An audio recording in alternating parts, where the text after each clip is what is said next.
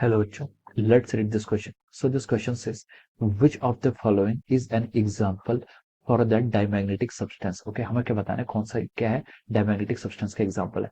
Option A में क्या given है, कॉपर, बी में गिवन है निकिल, सी में गिवन है आपका एल्यूमिनियम, डी में गिवन है आपका आयरन. ओके, तो चलिए बच्चों अब हम इस क्वेश्चन को स्टार्ट करते हैं. तो देखिए बच्चों, इस क्वेश्चन का की कॉन्सेप्ट आप लिख सकते हैं.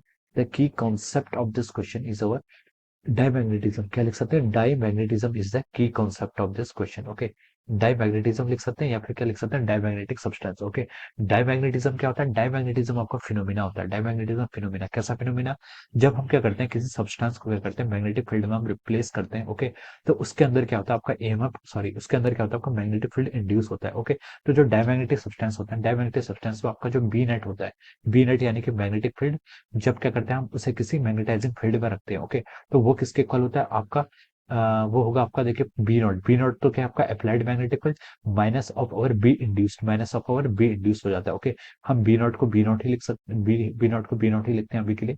और बी इंड्यूस क्या हो जाता है आपका minus mu naught times H. Okay, minus mu mu naught times H हो जाएगा. Okay, so this will be our B net, ये क्या हो जाएगा बी नेट हो जाएगा. ओके, तो देखिए जो आपके क्या डायमैग्नेटिक सब्सटेंस है, डायमैग्नेटिक सब्सटेंस की क्या टेंडेंसी होती है, उनके अंदर क्या होता है जो आपका नेट मैग्नेटिक फील्ड है, जो आपका नेट मैग्नेटिक फील्ड है, ये क्या होगा आपका, इनके अंदर जो नेट मैग्नेटिक फील्ड है ये क्या होगा आपका, this will be lesser as compare to the B naught. आपके एक्सटर्नल अप्लाइड मैग्नेटिक फील्ड से क्या हो जाता है यहाँ पर लेस रहता है in case of our diamagnetic material. Okay, diamagnetic material के केस में आप क्या यहाँ पर ये बोल सकते हैं. ओके, अब देखिए हमसे क्वेश्चन ने पूछा कि कौन सा एग्जांपल है आपका डायमैग्नेटिक सब्सटेंस का. ओके, तो सबसे पहले आपको दिया हुआ है copper. Okay, so copper is an example of diamagnetic substance. जो आपका कॉपर हो गया, आपका सिल्वर होता है, आपका गोल्ड होता है. Okay, this all are the examples of our diamagnetic substance. ये क्या हो जाता है आपके डायमैग्नेटिक सब्सटेंस के एग्जांपल हो जाते हैं. ओके, बी में गिवन है आपको निकिल. निकिल आपका एग्जांपल है, this is an example of ferromagnetic substance. Okay, ये क्या है आपका फेरोमैग्नेटिक सब्सटेंस का एग्जांपल है आपका निकिल, फेरोमैग्नेटिक है. निकिल हो गया आपका, आयरन हो गया आपका, और क्या होता है आपका कोबाल्ट होता है. This all are the examples of our ferromagnetic substance. Okay, ferromagnetic भी हार्ड फेरोमैग्नेटिक अलग होते हैं और क्या होते हैं सॉफ्ट फेरोमैग्नेटिक भी अलग होते हैं. ओके, सॉफ्ट आयरन किसका एग्जांपल होता है आपका, सॉफ्ट आयरन का. हार्ड फेरोमैग्नेटिक में आता है आपका स्टील, स्टील जो एलॉय होता है. ओके, तो हम बोल सकते हैं कि बी भी आपका क्या होगा, बी निकिल किसका एग्जांपल आपका फेरोमैग्नेटिक सब्सटेंस का. सी में बोला है aluminium. Aluminium is an example of paramagnetic substance. Aluminium क्या होता है पैरामैग्नेटिक हो जाता है, तो ये भी रॉन्ग हो जाएगा.